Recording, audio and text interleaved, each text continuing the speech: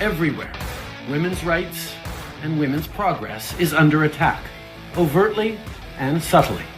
But I want you to know that I am, and always will be, a proud feminist. You will always have an ally in me and in my government. And there it is.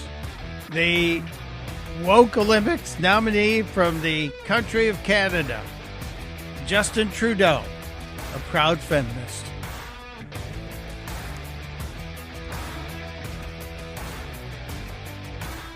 It is the Chris Plant Show, and this Friday, the final Friday of 2024, Mike Opelka, my name, in for Chris Plant as he is enjoying his holiday break, much-deserved holiday break. And we are keeping our eyes on every bit of news, but also, since we are approaching the end of the year, it's time to do some of those awards. And we like to do the Woke Olympics, where we hand out the medals to the people who exhibit extreme wokeness. Never mind common sense. Never mind actual science. We're telling you that your feelings mean more than actual facts. And that's at the core of the Woke Olympics. Justin Trudeau, by the way, got nominations from several of you that specifically checked in on social media during the break. Thank you, Barbara. Excellent, excellent nomination. In case you missed the entire run-up to that, it wasn't just about being a feminist for Trudeau. It had something to do with Trump derangement syndrome. So not only was Trudeau triggered by the lack of a female president being elected in the United States, but it's about who was elected as well. At least I believe that. We were supposed to be on a steady, if difficult sometimes, march towards progress. Now, when you say we, and you're the Canadian Prime Minister, why are you upset about the American election? Why does the election of Donald Trump bother you? And you say we were on a march to progress. And yet, just a few weeks ago, the United States voted for a second time to not elect its first woman president. Now, here's the interesting thing. I think Canada has had a female prime minister, but she was only in office for like 4 months. Correct me if I'm wrong. So if you're really a true feminist, Mr. Trudeau, maybe the thing to do would be to step aside so a female could lead your country. You know, all these people who make these suggestions, I like to say you first. You first, okay? You can be the first person to step aside and say, I would like a woman to have this job. That will never happen. He's about to get booted anyway. At least that's kind of how it feels. Feels like Canada's pendulum is swinging back towards a little more common sense approach. And speaking of Canada, Donald Trump's efforts to convince Canada, that's what I'm going to call them as a state. I don't want to call them Canada. I think we should call them Canada, like we have Virginia and West Virginia. We should have Canada. It's the 51st state of Canada. And that'll make sure that we have specific language on all the documents so it won't be confused with the old country of Canada. It'll be the new state of Canada. Just my thinking. I've kind of worked on this over the days. But the push by Donald Trump has really ignited some interest in the minds of Canadians. And they are taking to social media to talk about this and maybe even drive the idea further to the point where it could become reality. And it could become not reality for the reason of just Donald Trump brought this up, but it could be an economic reality. What am I talking about? Well, one of the greats from Shark Tank, Mr. Wonderful, Kevin O'Leary, it's caught his attention.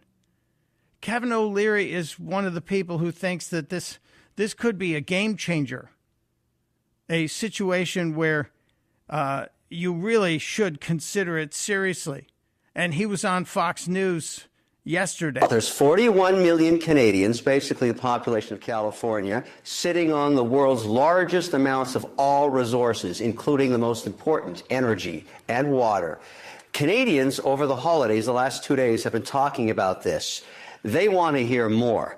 And so, there's obviously a lot of issues, more details, but what this could be is the beginning of an economic union. Think about the power of combining the two economies, erasing the border between Canada and the United States, and putting all that resource up to the northern borders where China and Russia are knocking on the door. So secure that, give a common currency, figure out taxes across the board, get everything trading both ways, create a new, almost EU-like passport. I like this idea, and at least half of Canadians are interested. The problem is the government's collapsing in Canada right now. Nobody wants Trudeau to negotiate this deal. I don't want him doing it for me, so I'm going to go to Mar-a-Lago. I'll start the narrative. The 41 million Canadians, I think most of them would trust me on this deal. So Kevin is apparently, Mr. Wonderful, apparently a Canadian, which I didn't know, honestly, until he was on Fox Business yesterday talking about this. As a Canadian, he has skin in the game here. He would like to be the guy who makes the deal happen. And he looks at it from the perspective of a business person. Now, where it falls down for me is he wants kind of a special deal. He would not create, as I would like to call it, the 51st state of Canada. He still wants Canada to retain its own independence, I guess. And he talked about having a separate common currency. No, we either have dollars or we don't. Or as Canadians would say, dollars. We either have dollars or we don't. So McCarthy headed to Mar-a-Lago. I think he just wants to hang out with Trump. Like all the billionaires on parade in Mar-a-Lago. I think he's just looking to curry some favor with Mr. Trump. So that's kind of an interesting spin that happened yesterday. And I mentioned there were Canadians who've taken to social media to announce their interest in the deal.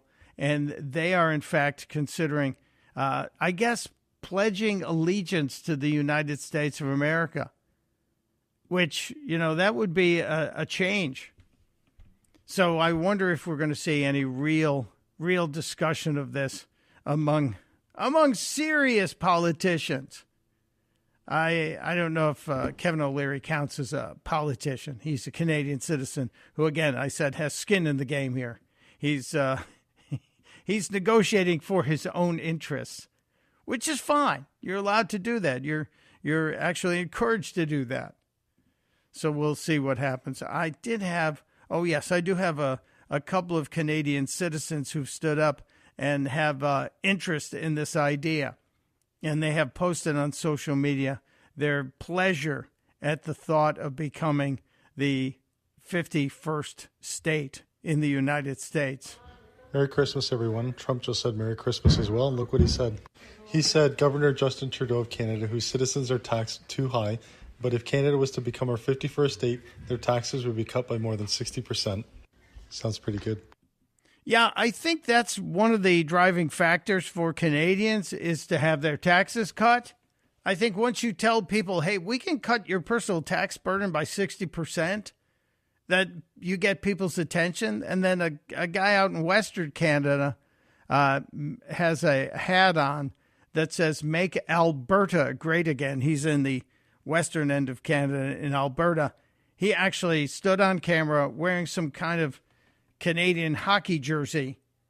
And behind him is the American flag with, I believe, the flag of the province of Alberta. And he pledged allegiance. Dear Americans, on behalf of all the Albertans who are ready to join the United States, I do solemnly swear or affirm that I will support and defend the Constitution of the United States against all enemies, foreign and domestic, that I will bear true faith and allegiance to the same, that I take this obligation freely without any mental reservation or purpose of evasion, and that I will well and faithfully discharge the duties of citizenship which I am about to enter. So help me God. Now, I think this is all very interesting, Kevin O'Leary's interest in creating some kind of a deal. But in my heart of hearts, I'm not sure Donald Trump's actually serious about Canada becoming the 51st state. And I'm wondering what you think. 888-630-9625. Ray is in Manassas, Virginia. Hello, Ray. Welcome to the Chris Plant Show.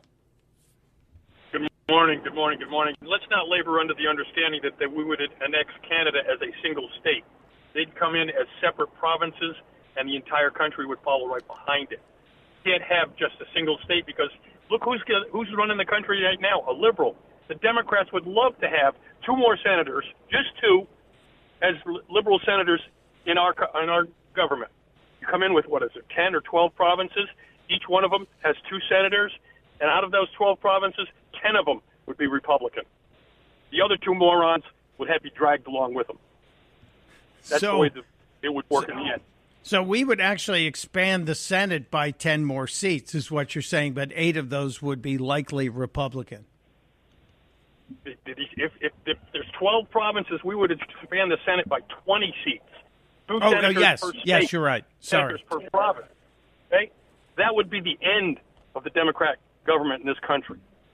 Which is why they will never stand up for this. And I really do see this more as Trump saying, hey, we want to get a better business deal with you guys, because I don't know if it's realistic to think that this could happen in 4 years, much less the first 2, which is what I think Donald Trump is pushing to make all of his big changes in the first 2 years. Do you see it as a realistic possibility, Ray? Yes, I do. When Trump got $100 billion from that Japanese bank, what's the first thing he said to the Japanese guy? How about making it $200 million? He escalates everything until he gets to the point where the other guy has given up so much that we can't refuse to take it. We have to go with it. So that's what's happening now, is that Trump is trolling Canada, and when Canada says, well, maybe, like Alberta, well, maybe we'd like to do it, then he'll go after the next step up. This is the Trump negotiation. Read the book. Oh, yeah, I did. I was talking about the art of the deal with a friend of mine yesterday, and I said that's why I believe Trump is negotiating ultimately for America to have a better deal. And I wasn't quite sure. Go ahead. Have you ever heard of the Japanese form of negotiation? You request what just barely keeps you from laughing in the other person's face and see what happens. Make the offer, sit back, be quiet. Wait until the other person starts talking. If you sat there for half an hour, not said a word, eventually that other person is going to start talking, and they're going to puke their guts up. It'll be over. Well, that's reportedly what happened when incoming border czar Tom Homan sat down with Mayor Eric Adams. The two of them sat there in silence because both of them knew that negotiation was in progress through the silence. I get it, Ray. I get it completely. I believe Trump is the ultimate deal maker. I do think he is the best negotiator on the planet. I just want to know, in my opinion, what the end game is, and that's a better America. As he's always said, he wants America to be greater again and the golden age to happen. And I'm sure it's business, and I'm not yet convinced that the 51st state is the answer, but I'm still thinking a better business deal. We'll see, Ray. We're going to see this thing shake out, and we only have to wait another 23 and a half days to see what the first few days will bring. I just know that Mr. Wonderful's headed to Mar-a-Lago to have a sit-down with Donald Trump, and that should produce some interesting sound bites as well. Thank you, Ray, for being there. Appreciate the clarity on the senators as well. There he goes. Yes, if we brought Canada in, we would then be adding all those provinces as states, which would require additional senators, 41 million citizens. What does that do to the House? That's an interesting thought as well. All right, we'll get back to that, as well as what Debbie What's-Her-Name Schultz had to say about it, and more woke Olympics nominations. And some from you. Some important woke Olympics nominations from you. 888-630-9625 is the number. It's Mike Opelka in for Chris Plant on The Chris Plant Show. This is The Chris Plant Show.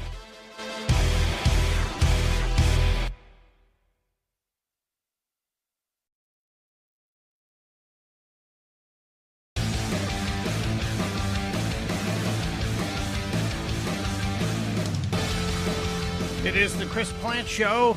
Mike Opelka in for Chris on this Friday. Friday Luya to you. We are celebrating the weekend, and we're also taking nominations for Woke Olympics Awards. And you're welcome to share your nomination at 888-630-9625. We were just talking about Canada, though, and Donald Trump's discussions of making Canada the 51st state. I know he said Wayne Gretzky should be the governor. Gretzky has no interest, which is kind of funny. Greg is in Florida. Greg, welcome to the Chris Plant Show, sir. What is on your mind? Hey, Mike. Well, I don't know how many people remember, because it wasn't well publicized at the time, but back in the 70s, Quebec was trying to secede from Canada and become their own nation because of all of their French influences, which none of the rest of Canada used. Well, once they got to talking about it, and they got pretty serious at the time about becoming their own country, some of the other Canadian provinces, like British Columbia, Saskatchewan, and Alberta, had actually contacted elements of the U.S. government to talk about, if Quebec left, becoming U.S. states. And then once they did that, Prince Edward Island did too, because those provinces, their major trading partner is the United States. Like Prince Edward Island, most of theirs is fisheries that they do with Maine. The western provinces, most of theirs is wheat and cattle. And so by doing that, they would have been able to be part of the United States. They would have been our up to 54th states. And I do think that it would be better for the provinces to be individual states rather than just Canada at large. They really did have an interest in becoming states. I mean, it was pretty serious, but then Quebec ended up getting everything worked out to their satisfaction, and they backed off, so we still have Canada. That's interesting. I do remember my late Uncle Bill, who drove his family to Canada for Expo 67. He had an alliterative phrase about the French Canadians that also included an amphibian, that we can't use the phrase on air because we'd all be fined and fired. But, yeah, he was not a fan of the French Canadians. But Expo 67, kind of interesting. But I do remember the Quebec people are very proud of their French connections. And I could see where Western Canada would be offended by that, or people that were speaking English and doing a lot of business with America. I do like me some Prince Edward Isle mussels. They are delicious. So that's interesting to look at that history. There may be some links that still exist from all those discussions 50 years ago. We'll see what happens as this discussion of the expansion, the Trump expansion of America. Is it real or is it negotiations for business? He is the guy who gave us the art of the deal. All right, more woke Olympics. I have one out of a prison, and a judge who has ruled about a man pretending to be a woman and how the prison must refer to this person. It's madness. It's Mike Opelka for Chris Plant on the Chris Plant Show. You're listening to the Chris Plant Show.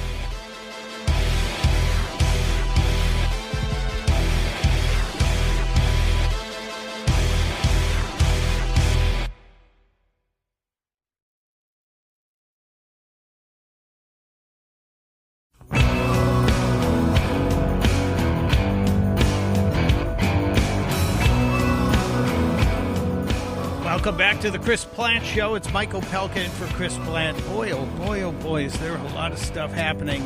We are having an ongoing discussion about some of Mr. Trump's plans, dreams, hopes, negotiation tactics, whatever you want to call it, as he is 23 and a half days away from being sworn in as the president.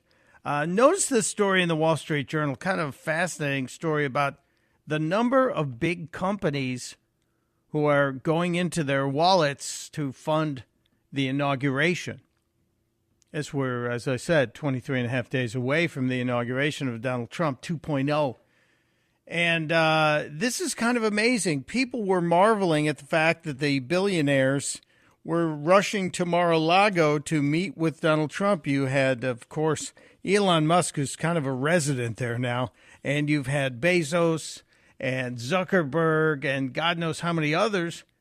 But now we are seeing some of these big companies who basically told Donald Trump and the GOP to pound sand after the last election. This election, the most recent election, has caught their attention.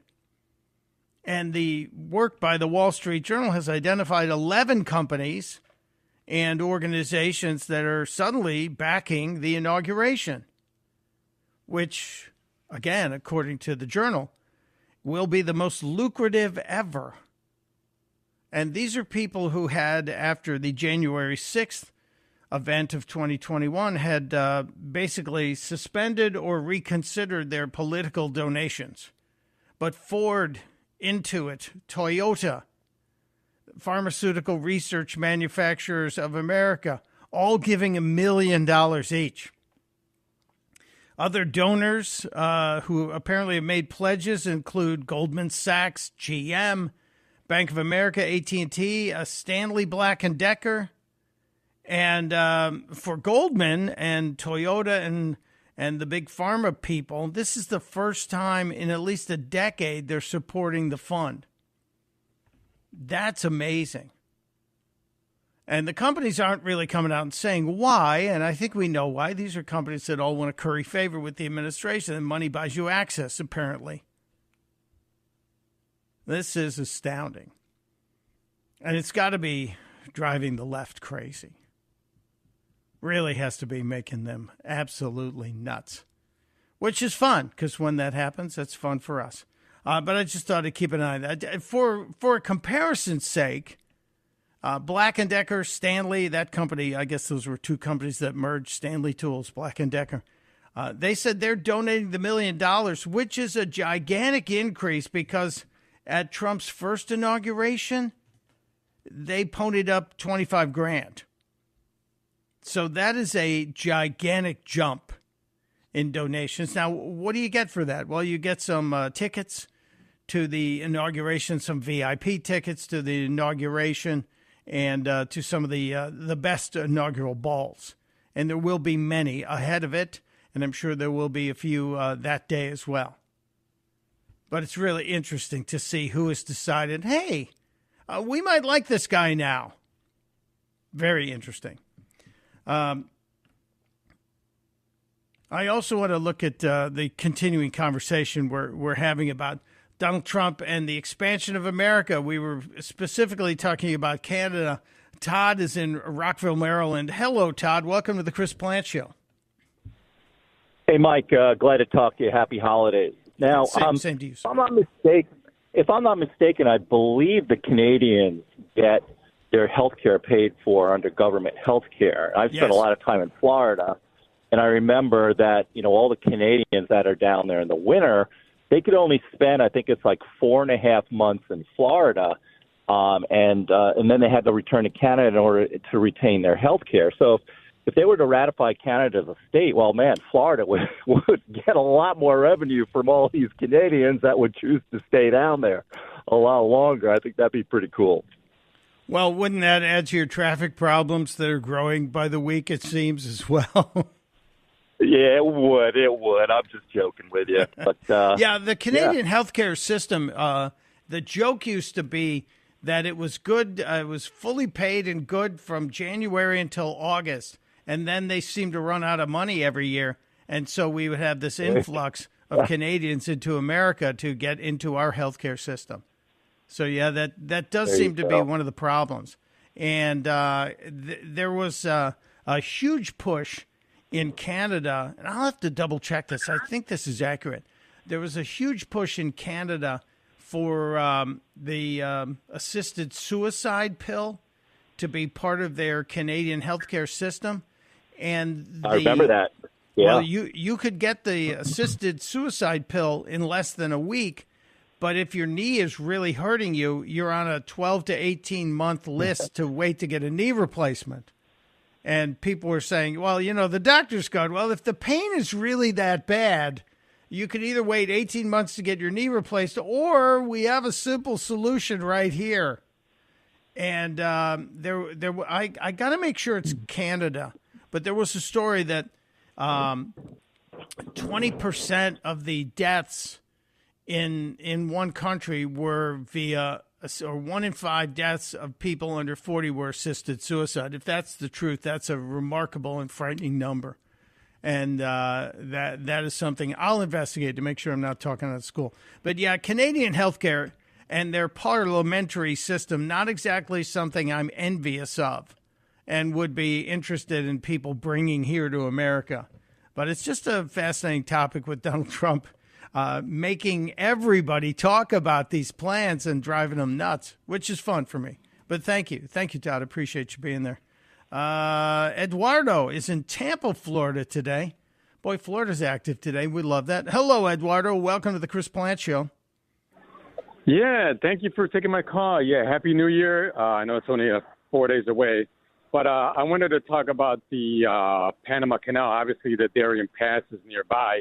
And I talked to Mr. Morris from another station in New York, and he's pretty confident that Mr. Maduro is going to be gone in Venezuela because you need to get him out of there if you want this immigration influx to stop from South America.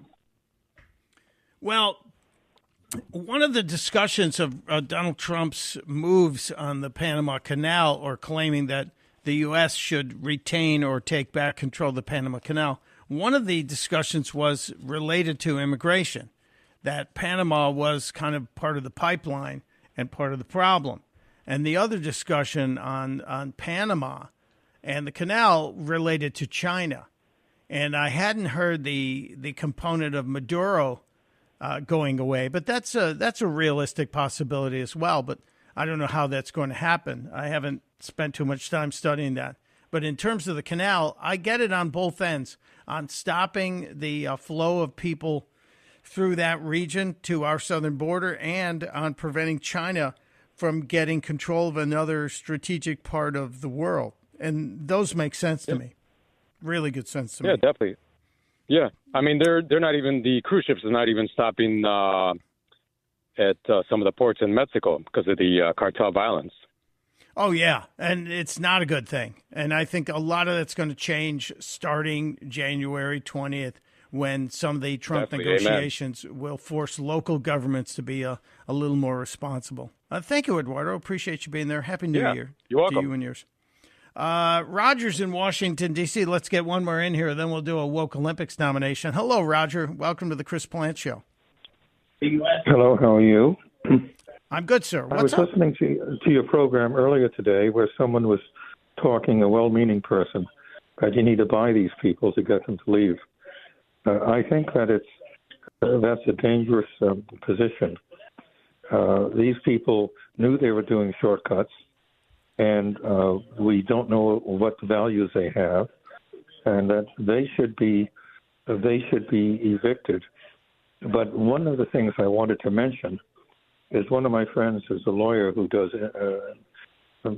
deportation law, and he says that he has a lot of actually Chinese people who actually they were funded, it appears, by the Chinese mafia, and it's been 4 years now, and not a single one of them has been evicted. So what I think would make sense is to these people must be costing $1,000 a month for the food and hotel and things like that, is to give them 30 or 60 days to leave, or else they would not get any benefits, and then just pay for their trips back. If the city wants to do something, if they want to go to the hospital, they should have to show their IDs, and if they don't have it, they'll have to sign a form that they're willing to leave. It's going to be easier and cheaper to use self-eviction than using the legal process here, where people the landlord can live forever in the court system. Well, I do believe that the gentleman who called was Lee from Georgia, and one of his thoughts was to get the illegal, the criminals, the real criminal elements out of here, the gangs, the drug dealers, the human traffickers, and those people, just get them as soon as you can and get them out by any means necessary. And then there was the issue of the people who were here with as you put it correctly, they came here, they knew they were doing wrong, but they didn't come here necessarily to break any other laws other than our immigration laws. And I was talking about making it uncomfortable for them to stay. As you've said, it's harder for them to get a job, to be involved in the financial system, to get benefits, and to get education, and they will self-deport. And I think that's ultimately at the heart of what Tom Homan has said on many occasions, that self-deportation is the biggest issue, and they want to encourage self-deportation. If that happens, then we win. Then the process is expedited. And I think that's where we're headed. I really think that's the plan. Homan is going in fully to go after the worst of the criminals first. And after that, we'll see what happens. Are you familiar with safari and gumdrops and immigration? And there are 6 billion people on this planet Earth who are living at or below poverty level. There's no way we can afford to do that. We have a duty, particularly to watch out for we in the upper class or who have a decent income do not need to worry, but we are abandoning our lower class people and the people just starting. We have a duty to watch out for our own people. Well, and having these people here taking jobs away from them, taking schools away from them. There was I think in New York City, there was some lady from Africa complaining that no one spoke her language. And there was an order of a comment about the 380 languages in Africa. So do we need to pay for to slow down the school and to get a special teacher? Well, Roger, that you highlight the problem that, yes, it's in New York. It's also in Chicago, where the people of Chicago have stood up and said to the mayor of Chicago correctly, you got to stop catering to the people who are not citizens, and you have to take care of us. And there has been a major revolt among the people of Chicago, and I think ultimately will bear fruit. It hasn't just yet, but Tom Homan has said he's going to start in Chicago. And I think that's where he's going. And you bring up an excellent point about the language. And this is what I tell everybody. I'm pro-English as the official language of America, because when you drive a car in this country, you drive it on highways where the signs are all in English. And if English is not your first language and you're driving 5,000 pounds of steel down the road at 60 miles an hour and your brain has to translate the signs, and you suddenly have to make a last-minute decision and you're jumping 4 lanes of traffic, it's not a good situation for anyone involved. So, yeah, that 300 language thing in the continent of Africa is a problem, and it's now becoming a problem in the schools all across the country because of this unbridled, unshackled immigration. And we'll see what happens. Thank you, Roger, for being there. Appreciate your input on that. I have to get to some Woke Olympics nominations, so I'm going to take a quick break here. When we come back, this hour's Woke Olympics nominations, and even a few from you, including the Real Housewives of D.C., who are weighing in on social media. We'll get to it just around the corner. It's Opelka in for Plant on The Chris Plant Show. This is The Chris Plant Show.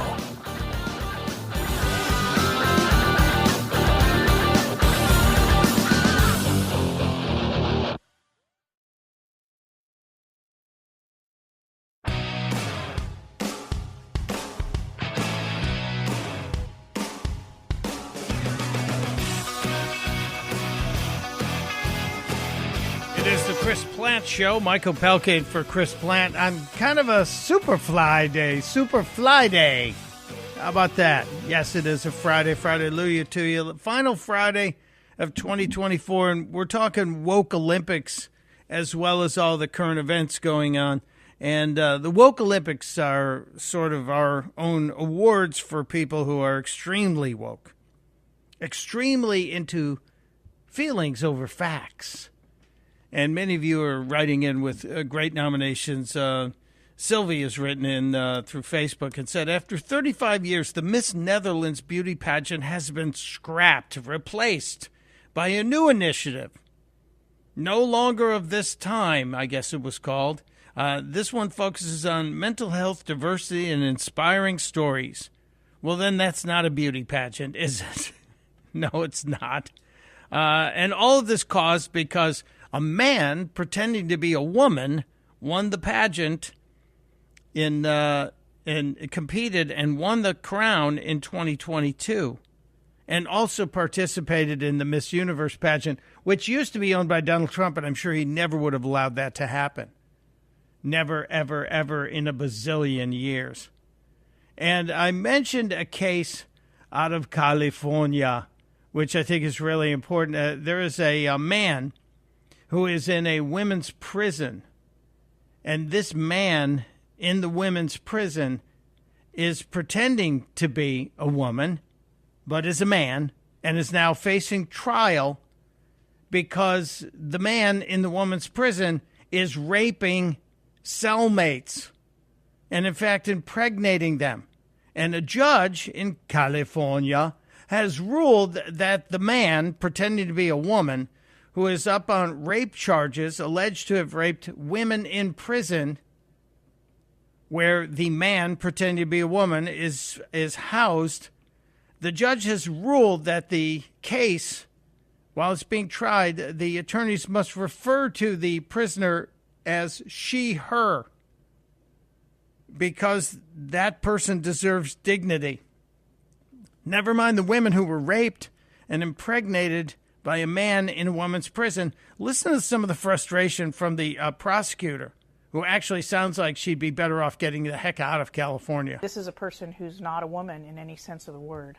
In March, DA Sally Moreno charged Carroll for rape allegedly committed while incarcerated at the Central California Women's Facility in Chowchilla. After his first cellmate became pregnant and was moved to Los Angeles, two other cellmates of his complained that he had raped them. So we have filed rape charges against this inmate. Moreno says the ruling regarding pronouns impacts her ability to prosecute the case. This is a particular issue in this case because it's confusing to the jury. In California, rape is a crime that has to be accomplished by a man. Supervising Deputy DA Eric Dutemple says it's also unfair to the victims. It's just absolutely insane that a victim would have to get on the stand and police their pronouns and their usage when trying to recite one of the most scariest times in their lives. Unbelievable story, is it not? This is incredible to me. And this is getting a Woke Olympics award for the judge who has mandated that the trial of a man pretending to be a woman who has allegedly raped multiple women in a women's prison must be referred to by female pronouns. And because it's California, there's every chance that this person will have the case thrown out because someone called them he, him too many times. That may be the wokest thing of the day. But there's more to come. It's Opelka in for Chris Plant on The Chris Plant Show.